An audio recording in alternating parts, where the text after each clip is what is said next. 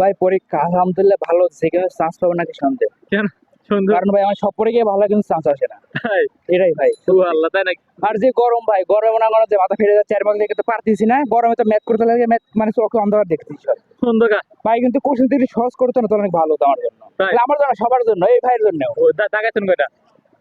এই 60-65 তো দাগ আছে। আর হবিটা নেই ভাই আমার, হবে না?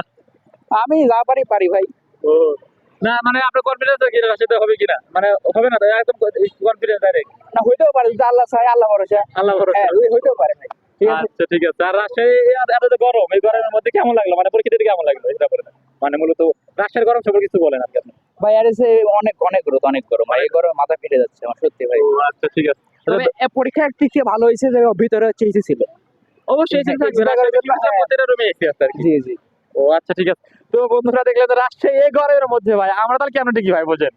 ওরা পরীক্ষা দিতে যাচ্ছে, ওদের জীবন শেষ, তাহলে আমরা কেন টিকি? যে আমাদের মাথার ঘাম পায়ে পড়ছে, উপর থেকে ঘাম পড়ে, নিচ থেকে ঘাম পড়ে, তো এর মধ্যে ওরা পরীক্ষা দিতে আসতেছে। তো আচ্ছা, ধন্যবাদ। মানে ওর পরীক্ষার রিভিউ দিলেও চান্স হবে কিনা সন্দেহ আছে আর কি। ভাই হ্যাঁ ভাই, আল্লাহ যদি চায় তাহলে অবশ্যই পাবো আমি। আচ্ছা ঠিক আছে, হ্যাঁ ধন্যবাদ। আল্লাহ, হ্যাঁ আল্লাহ। ধন্যবাদ।